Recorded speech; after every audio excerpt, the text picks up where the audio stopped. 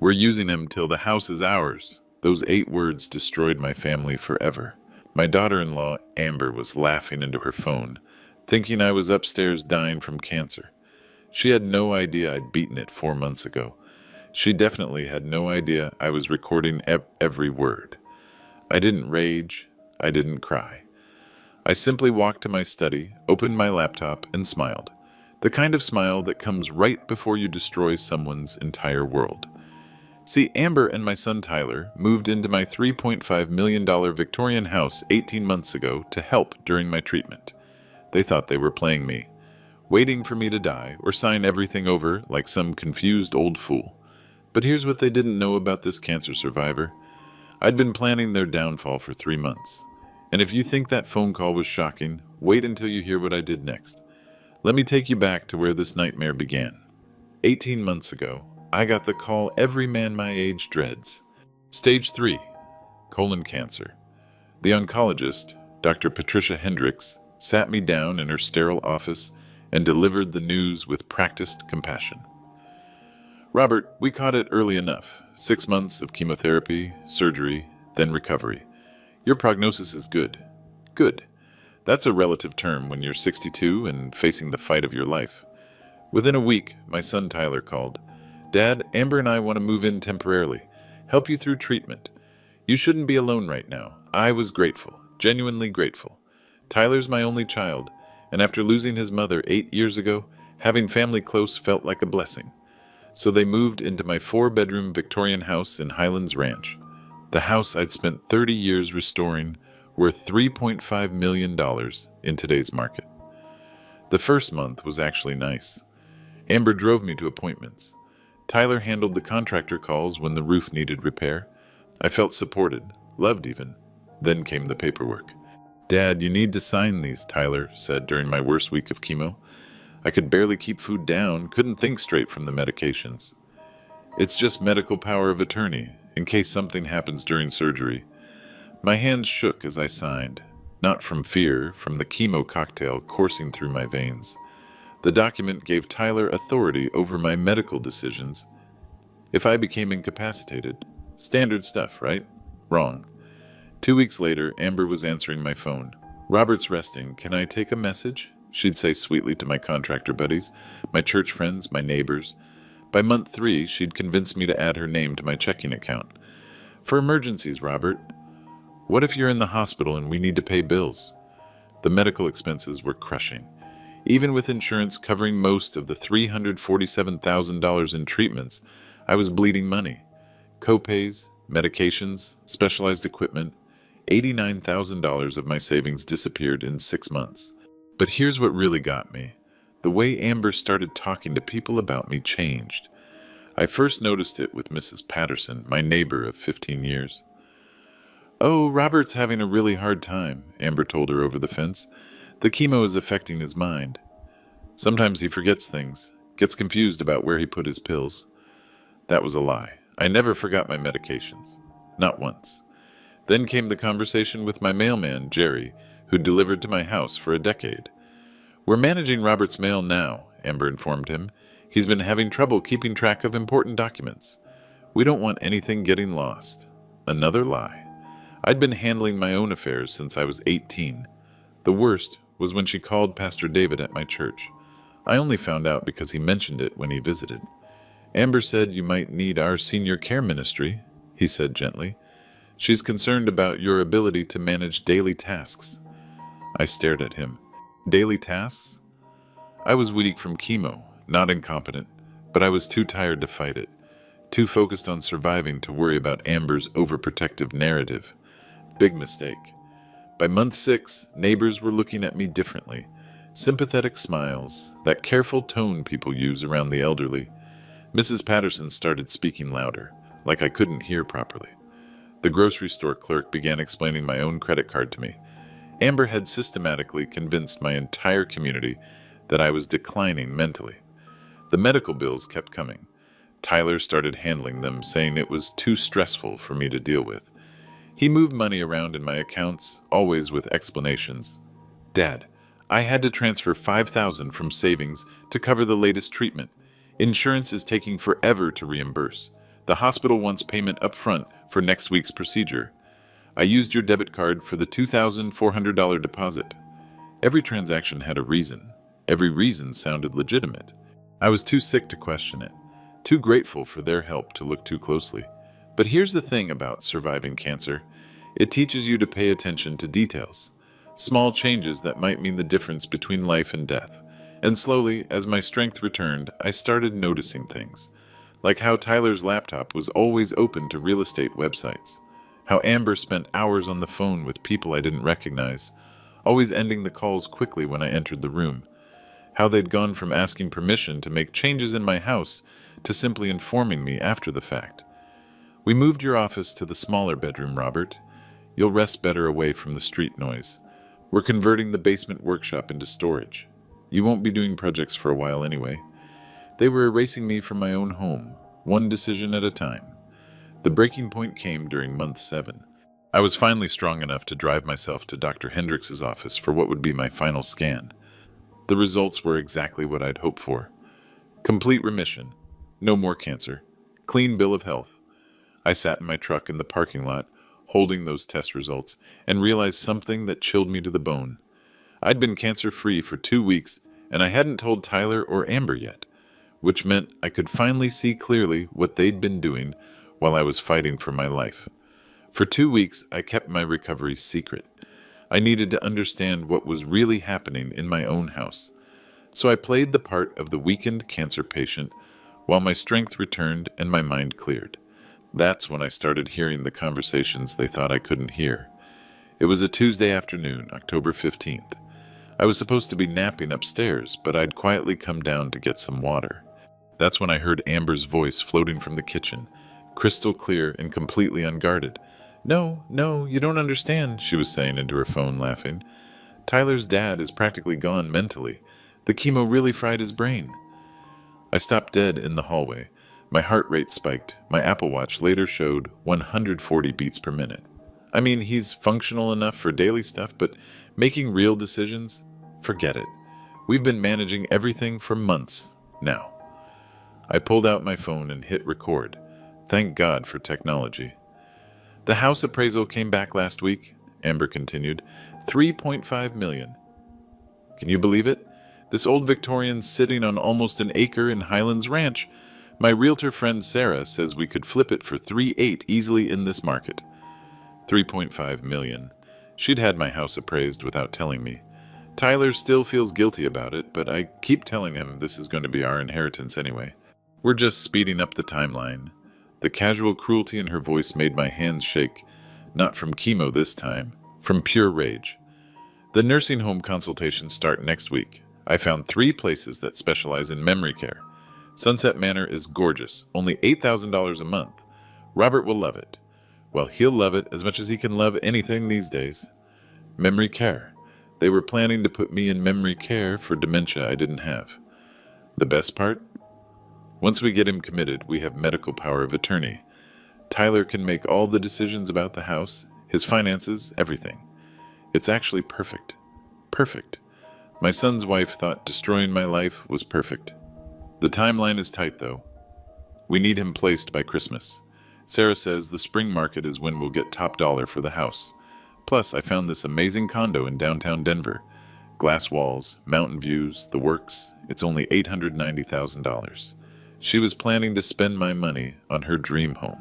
Robert keeps talking about when I get better.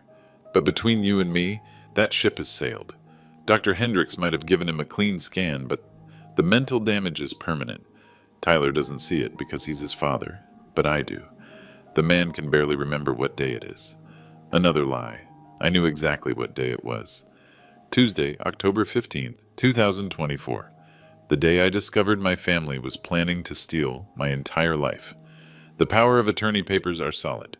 Tyler's been using them to access Robert's accounts for months. We've already moved $12,400 to cover medical expenses. Robert doesn't even check his statements anymore. $12,000. That's how much they'd stolen while I was fighting cancer. You should see his savings account. $127,000 just sitting there, plus whatever the house sells for. We're talking about nearly $4 million total. $4 million. My life's work reduced to numbers in Amber's grand plan. The funniest part? Robert actually thanks us for taking care of him. He has no idea we're using him till the house is ours. He'll never see it coming. There it was, the line that would haunt me forever. We're using him till the house is ours. I already put deposits down at 2 nursing homes just to secure spots, you understand. Used Robert's debit card. He never notices the charges anyway. She was spending my money to imprison me. Tyler's the only wild card. Sometimes he gets these guilt attacks, starts talking about maybe Dad's getting better or we should wait and see. But I handle him. I remind him about our kids' college funds, about finally getting our own place, about how this is really what's best for everyone.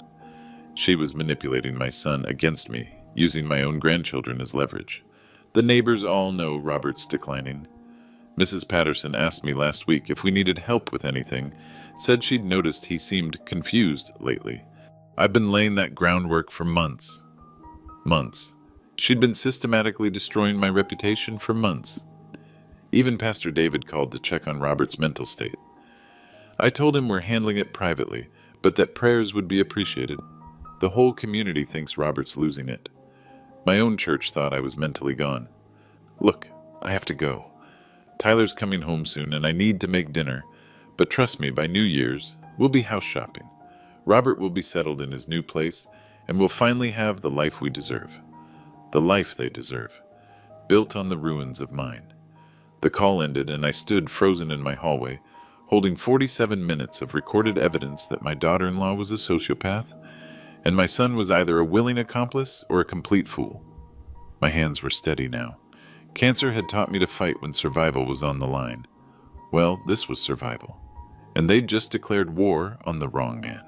That night, I lay in bed staring at the ceiling, my mind racing. The recording played on repeat in my head. Every cruel word, every calculated lie, every stolen dollar. But here's what Amber didn't know, what nobody knew except Dr. Hendricks and me. I hadn't just beaten cancer. I'd been in complete remission for 4 months. 4 months of perfect health while pretending to be weak and confused. The next morning, I made a decision that would change everything.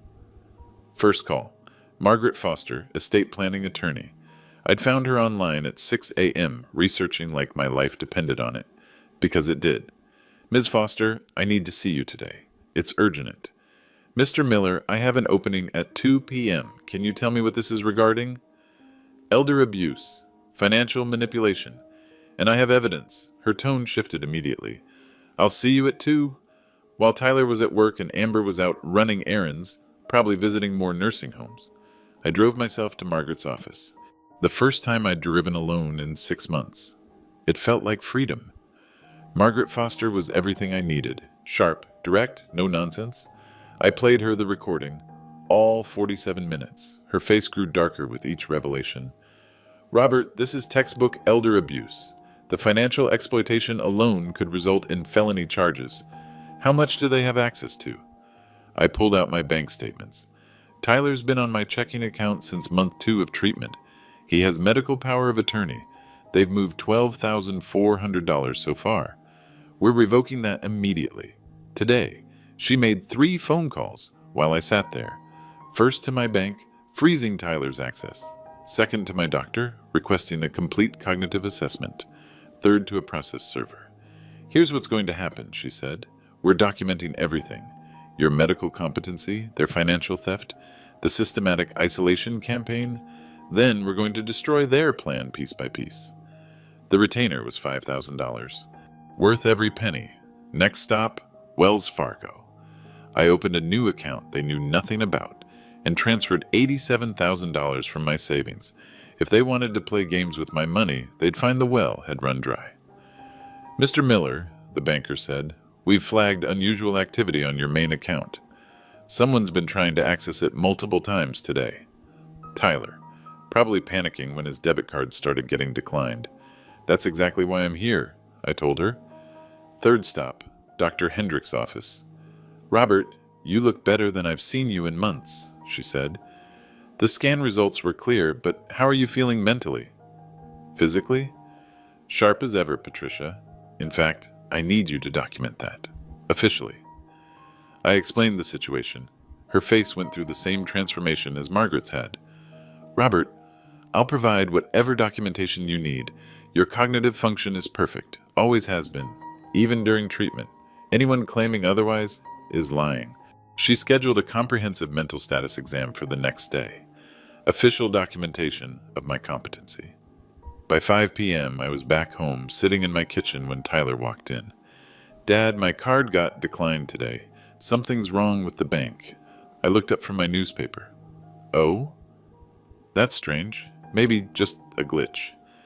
I tried calling, but they said there were account restrictions. Do you know anything about that?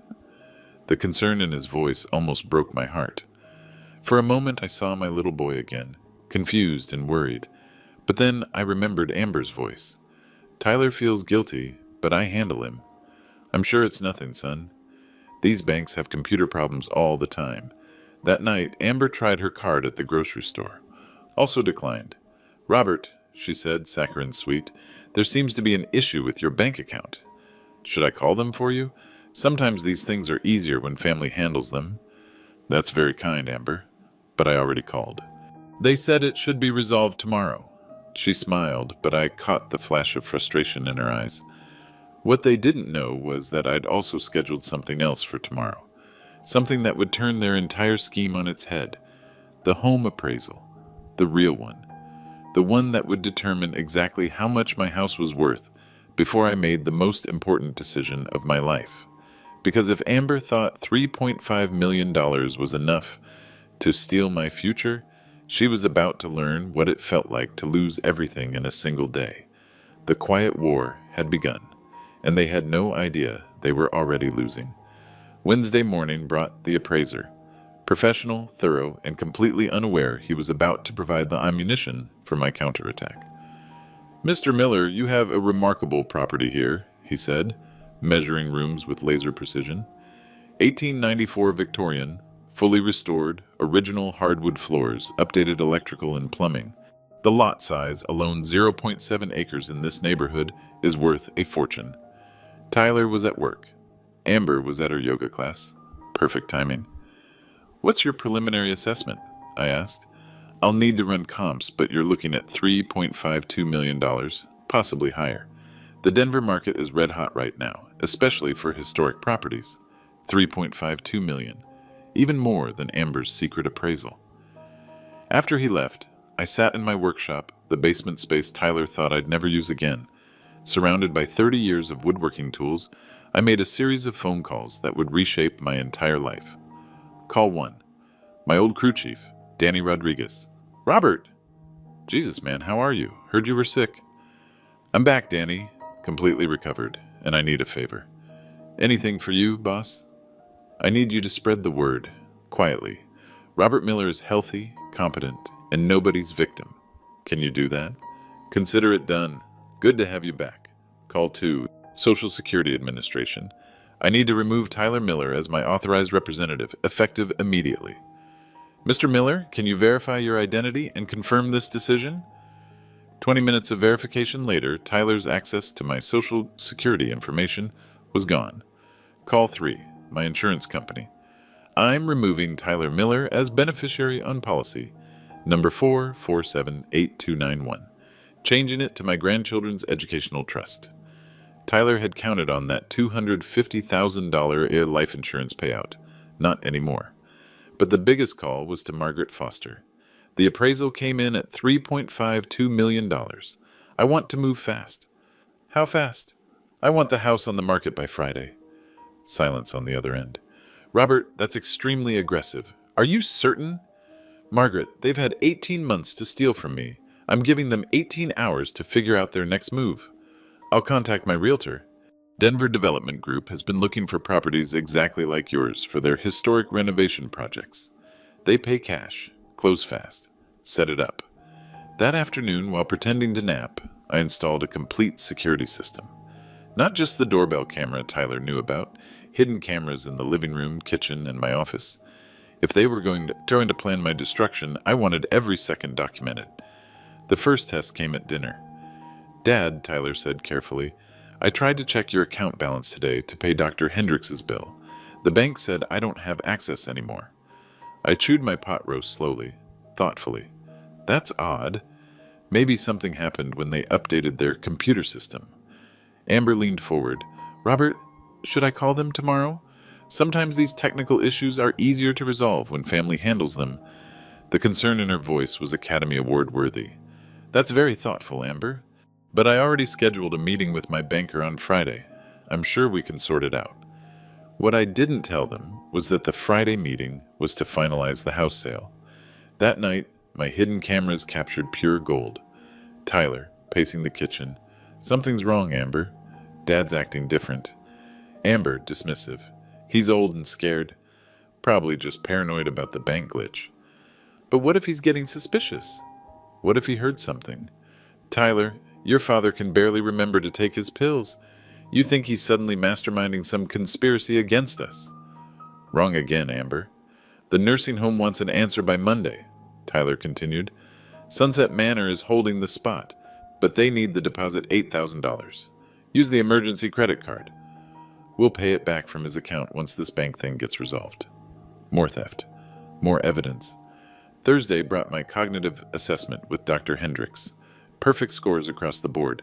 Robert, your mental acuity is exceptional, she said, signing the official documentation.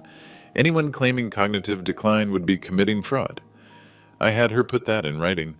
Thursday evening, the security cameras captured Amber going through my desk drawers, looking for bank statements, legal documents, anything that might explain the sudden restrictions. She found nothing.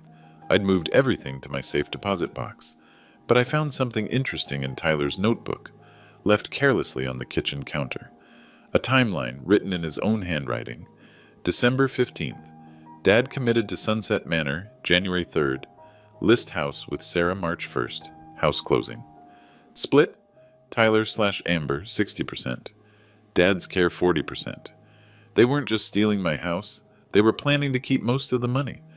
Friday morning, I dressed in my best suit, the one I wore to business meetings back when I ran my contracting company. Where are you going, Dad? Tyler asked. Bank meeting, remember? Sorting out this access issue. Want me to drive you? No thanks, son. I'm feeling stronger these days. The last part was absolutely true. What Tyler and Amber didn't know was that I wasn't going to the bank to restore their access. I was going to finalize the sale of their entire future. Denver Development Group was waiting with a cashier's check for $3.52 million and closing documents that would make their 18-month scheme worthless in 18 minutes. The quiet war was about to become very loud. Friday night, I called a family meeting. Tyler, Amber, could you both sit down? I need to discuss something important. They exchanged glances. Hope flickered in Amber's eyes. She thought this was it. The moment I'd finally sign over control. I sat across from them at my dining room table. The same table where we'd shared hundreds of family dinners. Where I'd helped Tyler with homework 20 years ago. Where I'd welcomed Amber into our family. My hands trembled slightly as I reached for my water glass. Not from nerves. That was pure performance. I've been thinking about my future, I began, voice deliberately weak. About what happens if I get sicker. Tyler leaned forward. Dad, we're here for you. Whatever you need. I know, son, and I'm grateful. So grateful for everything you and Amber have done. Amber's smile was radiant. She thought she'd won. The thing is, I continued, I've been hearing things. People talking about me around town. Tyler's face tensed. What kind of things? Mrs. Patterson mentioned that someone told her I was declining, having memory problems, but most days I feel pretty sharp. I watched Amber carefully. She didn't miss a beat. Oh, Robert, you know how neighbors gossip. They probably misunderstood when I mentioned you were tired from treatments. People love to exaggerate. Beautiful. Blaming the neighbors for her systematic character assassination. Maybe, I said. But it got me thinking. About the house. About making sure it stays in the family. Amber's pupils dilated slightly. This was it. I don't want strangers ever owning this place, I continued. Your mother and I put our hearts into every room. Maybe I should sign it over to you now, for estate planning. The silence stretched for 10 seconds. I could practically hear Amber's heart racing. Dad, Tyler said carefully. "We'd be honored to keep the house in the family, but only if that's what you really want." "It is," I lied smoothly. "I've been thinking about it for weeks. This house should be yours." Amber's hand found Tyler's under the table. I caught it in my peripheral vision. "When would you want to do this?" she asked, trying to sound casual. "Soon? Maybe next week. I want to talk to my lawyer first, make sure everything's legal." "Of course," Amber said. "Take all the time you need." After they went to bed, my hidden cameras captured pure gold.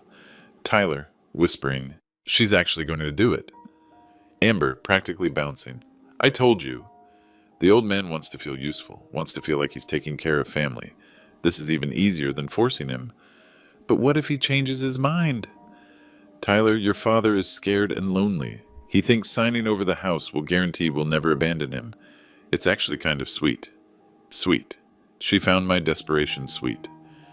"The nursing home can wait," Amber continued. "If he signs the house over voluntarily, we don't need the incompetency angle. We can let him live here until he dies naturally." "How generous of us," Tyler said sarcastically. "Don't get a conscience now. We've invested 18 months in this. Your kids' college funds, our future, everything depends on this house. They were using my grandchildren as justification for theft. Besides," Amber added, "once the house is ours, we control everything. If Robert becomes a problem later, well, nursing homes are always an option." I turned off the monitor. I'd heard enough. Tomorrow was Saturday, the day I'd planned something special, something that would wipe those satisfied smiles off their faces forever. Saturday morning, Amber launched her final propaganda campaign. She had no idea it would become evidence in her own destruction.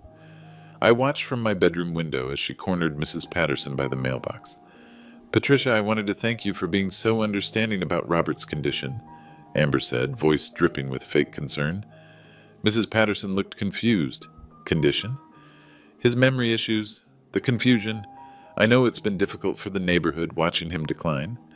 I had my phone ready, recording through the screen. "Amber, honey, Robert seems fine to me. A little tired, maybe, but oh, he has good days and bad days. Yesterday he forgot to turn off the stove twice. We're trying to keep it quiet, but we're really worried about safety." Another lie. I hadn't used the stove in weeks. Amber had been doing all the cooking. "The doctors say it's common after chemotherapy," she continued. "Brain fog that becomes permanent. We're just grateful we can be here for him." Mrs. Patterson nodded sympathetically. "You're such good people taking care of him like this." 20 minutes later, I watched Amber approach our mailman, Jerry. "Jerry, I need to ask a favor. Robert's been having some cognitive issues lately. If you could make sure all his mail comes directly to me or Tyler, we'd appreciate it. We don't want him getting confused by bills or important documents." Jerry glanced toward my house. "Is Mr. Miller okay? He seemed sharp when I talked to him last week." "He has moments of clarity," Amber said sadly, "but they're getting fewer. The oncologist says it's normal after such intensive treatment." More lies for my evidence collection, but Amber's biggest mistake came that afternoon when she visited my church. I followed her, something I could do easily now that I was driving again. She didn't know I was sitting in the parking lot when she met with Pastor David. Through the church window, I watched her performance. "Pastor, I wanted to update you on Robert's condition," she said, dabbing her eyes with a tissue. "The cancer treatment really affected his mind. He's become paranoid, suspicious of everyone trying to help him." Pastor David leaned forward with concern. "We're trying to get him proper care, but he fights us. Yesterday, he accused Tyler of stealing from him. Can you imagine? His own son. The irony was stunning. She was accusing me of paranoia while actively stealing from me. "Is there anything the church can do?" Pastor David asked.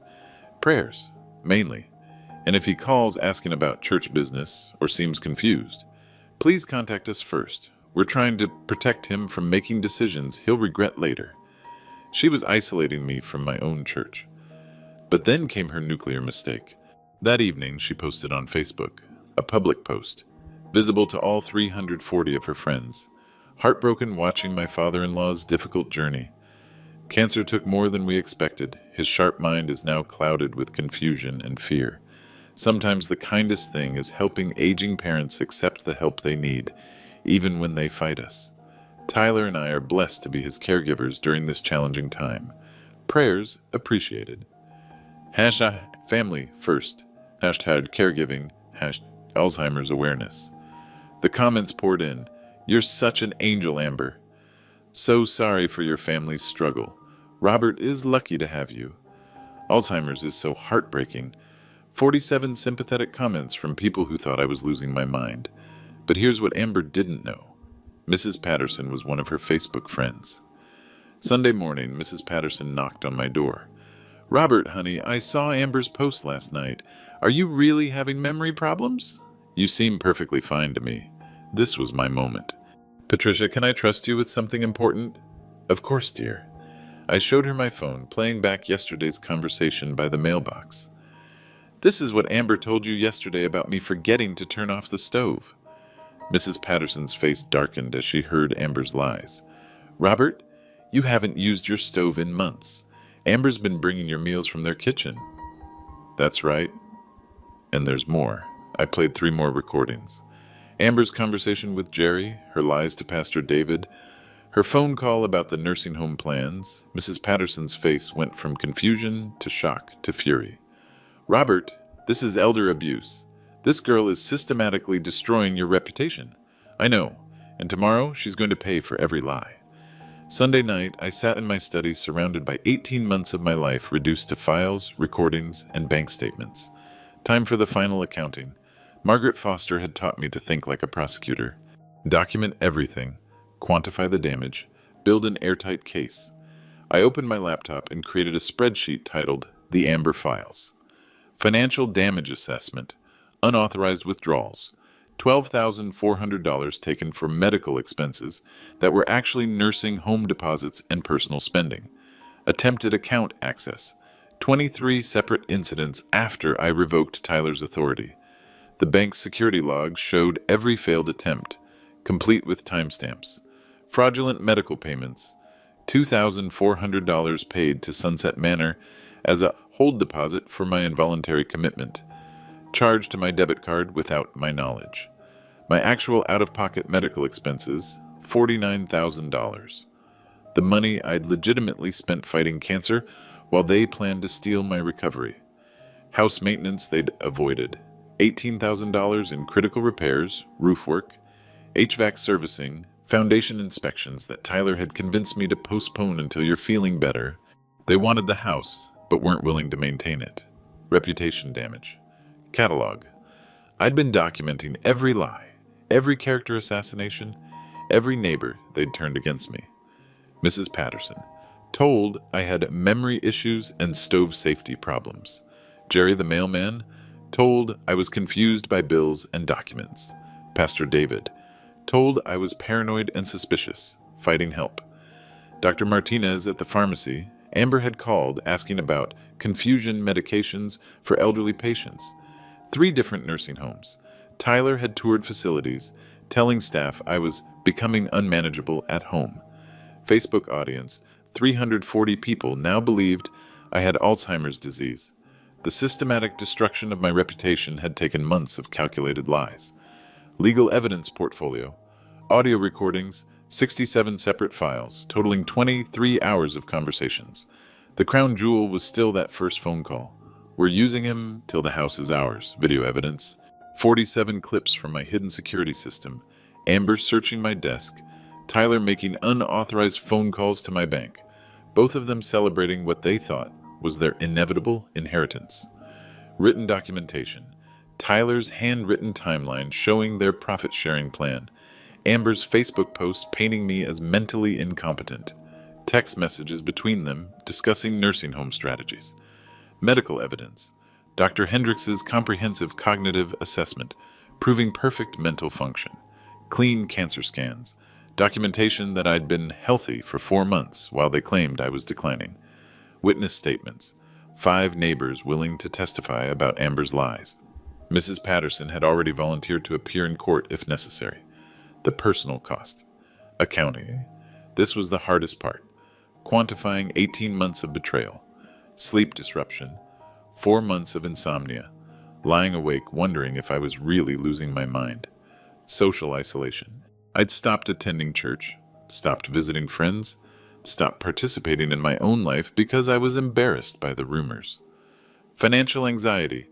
I'd liquidated $15,000 in stable investments, creating an emergency fund because I was terrified of becoming the burden they claimed I already was. Medical stress. My blood pressure medication had been increased twice due to anxiety. I couldn't explain to my doctor. But then I found Tyler's notebook again, hidden behind his laptop. The discovery that changed everything. Flipping through pages of his handwriting, I found something that made my blood run cold. Phase 1. Establish control during treatment. Phase 2. Document Dad's decline. Phase 3. Nursing home placement, December 15th. Phase 4. House listing, January. 3. Phase 5. Closing, March 1st. Financial split. T&A 60%. Dad's care 40%. Estimated net $2.1 million to us, $1.4 million to Dad's facility. They weren't just stealing my house. They were planning to keep most of the money while putting me in the cheapest care they could find. I found more notes. Dad's life insurance, $250,000, Tyler beneficiary. Dad's savings, $100 plus $27,000. Remaining monthly nursing home, $8,000, choose cheaper option. Amber's condo budget, $900,000 max. They'd calculated my death benefit. They'd planned to spend my money on their dream home. They'd researched cheaper options for the man who'd given them everything. The final page was the cruelest. Timeline adjustment if Dad becomes suspicious. Accelerate placement. Claim emergency intervention needed. If I caught them, they'd simply speed up my imprisonment. I closed the notebook and looked around my study. At the awards from the Contractors Association, photos with my crew building half of Denver, pictures of my late wife in the garden she'd loved. This house wasn't just worth $3.52 million. It was worth 50 years of my life. Tomorrow, they'd learn exactly what that was worth. Monday evening. I'd spent all day setting the stage for what would either be my vindication or my destruction. Tyler, Amber, I've prepared something special for dinner tonight, I announced, to celebrate my recovery and thank you both for everything. What they didn't know was that I'd invited witnesses, real ones. At 6 p.m. sharp, the doorbell rang. Dad, are you expecting someone? Tyler asked. A few friends, I said calmly. I thought it was time to reconnect with people. Margaret Foster arrived first, carrying a leather briefcase that made Amber's eyes narrow with suspicion. Robert, good to see you, she said professionally. Tyler, Amber, this is Margaret Foster, my attorney. Amber's smile flickered. Attorney? Is everything okay? Everything's perfect, I replied. Next came Dr. Patricia Hendricks, followed by Mrs. Patterson, then Pastor David. Finally, my brother Jim drove up from Colorado Springs. I'd called him yesterday. What's going on, Dad? Tyler's voice carried a note of panic. Family meeting, I said. The real kind. We gathered in my living room. Tyler and Amber sat on the couch, surrounded by the people they'd been lying to for months. The hidden cameras were rolling, capturing everything. I stood in front of the fireplace, looking at each face. These people deserve the truth. Friends, family, thank you for coming. I asked you here tonight because I have something important to share. I pulled out my phone. Tyler, Amber, remember Friday night when I said I'd been hearing things about myself around town? About people saying I was declining? Tyler nodded nervously. Well, I've been hearing more than that. I pressed play. Amber's voice filled the room, crystal clear and devastating. We're using him till the house is ours. He'll never see it coming. The reaction was immediate. Mrs. Patterson gasped audibly. Dr. Hendricks looked shocked. Pastor David's face hardened. Jim stood up, hands clenched into fists. Tyler went white. Dad, I can explain. Let me finish, I said quietly. I played more. The conversation about putting me in memory care. The calculation of my mental decline. The plan to flip my house for profit. Amber tried to interrupt. This is illegal. You can't record private conversations. Margaret Foster spoke for the first time. Actually, in Colorado, one-party consent laws make these recordings completely admissible. Mr. Miller broke no laws. Robert, Pastor David said, voice heavy with disappointment, is this true? Have they been telling people you're incompetent? Let me show you exactly what they've been telling people. I pulled out printed transcripts. Every lie, every character assassination, every reputation-destroying conversation, time-stamped and documented. Mrs. Patterson, this is what Amber told you about me forgetting to turn off my stove. Patricia's face flushed with anger as she read. Robert, you haven't used that stove in months. Pastor David, here's what she told you about my paranoid accusations against Tyler. David read in silence, then looked up at Amber with disgust. You used my concern for a parishioner to spread lies? Dr. Hendricks examined the medical claims. Robert, according to this, they've been telling people your cancer treatment caused permanent brain damage. That's medically impossible with your case profile. What about the financial damage? Jim asked, his voice dangerous. I projected my laptop screen onto the TV. Bank statements, unauthorized transactions, access logs. 23 attempts to access my accounts after I revoked Tyler's authority. $12,400 moved without my knowledge. $2,400 spent on nursing home deposits for my involuntary commitment. The numbers painted a clear picture of systematic theft. But here's my favorite piece of evidence. I pulled out Tyler's notebook, opening to the timeline page. Tyler wrote this himself. Their complete plan to steal my life. I read aloud. Phase 3, nursing home placement December 15th. Phase 4, house listing January 3rd. Financial split. Tyler and Amber 60%. Dad's care 40%. Tyler buried his face in his hands. Dad, it wasn't supposed to be like this. Wasn't supposed to be like what? I asked. You weren't supposed to get caught. Amber finally exploded. You're all missing the point. Robert is declining. He needed our help. We were protecting him. From what? Dr. Hendricks interjected. I have his latest cognitive assessment right here. Perfect scores across the board. Robert's mental function is exceptional. That's impossible, Amber snarled. He's been confused for months. No, I said calmly. I've been watching you for months. I played the video clips, Amber searching my desk, Tyler calling nursing homes, both of them celebrating their inevitable inheritance. The room fell silent except for the damning evidence playing on my TV screen. There's one more thing, I announced. Everyone leaned forward. I sold the house. The words hit like a physical blow. Tyler jerked upright. Amber's mouth fell open. Denver Development Group paid $3.52 million cash. Closing was Friday at 2 p.m. Complete silence. You can't do that, Amber screamed, jumping to her feet. We have rights. We've been caring for you. We invested 18 months. Invested in what? Margaret Foster asked coolly. You invested in fraud. This house was going to be ours. Amber continued, losing all composure. We planned everything. We sacrificed everything. You sacrificed nothing, I said. You lived rent-free in my house while planning to steal it. Tyler finally spoke, voice broken. Dad, where will we live? What about the kids? I looked at my son, really looked at him. The boy I'd raised, taught to drive, walked down the aisle at his wedding. You'll figure it out, Tyler. You're both young, healthy, and capable. Unlike the senile old man you've been describing to everyone. Jim stepped forward. Robert, where are you going to live? I bought a condo downtown, 2 bedrooms, workshop space, doorman building. I moved in Saturday. While we were at Amber's mother's house, Tyler said quietly, understanding dawning. While you were visiting nursing homes for my placement, I corrected. Mrs. Patterson stood up. Robert, I owe you an apology.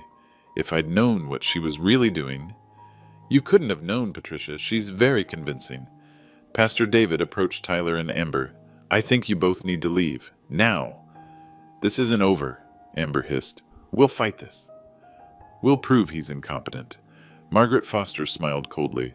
Please do. I have 23 hours of recordings, 47 video clips, and 5 witnesses who heard your lies firsthand, plus a cognitive assessment proving Robert's complete competency. Please, by all means, take this to court. The fight went out of Amber like air from a punctured balloon. Dr. Hendricks shook my hand. Robert, you handled this with incredible strength. I'm proud to be your doctor. Pastor David hugged me. The church will support you completely. We'll make sure people know the truth. Mrs. Patterson was crying. Honey, I'm so sorry we believed her lies. You were being compassionate neighbors, I told her. She exploited that. As Tyler and Amber gathered their things, My son approached me one last time. Dad, I'm sorry. I never wanted it to go this far. I looked at him for a long moment. Tyler, you're still my son, but we'll discuss any future relationship through Margaret. What about the grandkids? Supervised visits only, and Amber is never welcome in my home again. He nodded, understanding this was more mercy than he deserved. As they walked out of my house, my former house for the last time, I felt something I hadn't experienced in 18 months. Peace. 6 months later, I'm sitting in my downtown Denver condo, watching the sunrise paint the mountains gold. The doorman, Carlos, waves as he starts his shift. Security, safety, and solitude when I choose it. The immediate aftermath was swift and decisive. Tyler and Amber moved out in 4 days, not the 30 I'd legally required. Desperation has a way of accelerating timelines. The financial settlement was clean. House sale proceeds, $3,520,000. Minus Margaret's fees, $18,000. Minus my new condo, $890,000. My liquid assets now total $2,612,000. More than enough for whatever comes next. I set aside $500,000 for my grandchildren's education. Tyler can't touch it until they turn 18, but they'll have college paid for regardless of their parents' choices. Tyler has tried to reconcile. 3 emails, 2 phone calls, 1 letter. I respond through Margaret. We've established supervised visits with the grandchildren 2 hours twice a month at a neutral location. Tyler comes alone. Amber is permanently banned. The community response surprised me. Mrs. Patterson organized a neighborhood potluck to celebrate Robert's recovery. Pastor David preached a sermon about protecting the vulnerable without naming names, but everyone understood. My contractor friends welcomed me back like a returning hero. I've started working again part-time consulting for historic renovations. Turns out surviving cancer and family betrayal gives you perspective on what's actually difficult. The workshop in my new place is smaller but efficient. I'm building a rocking chair for my granddaughter's 5th birthday. Tyler will bring her to see it next week. Dr. Hendricks says I'm healthier now.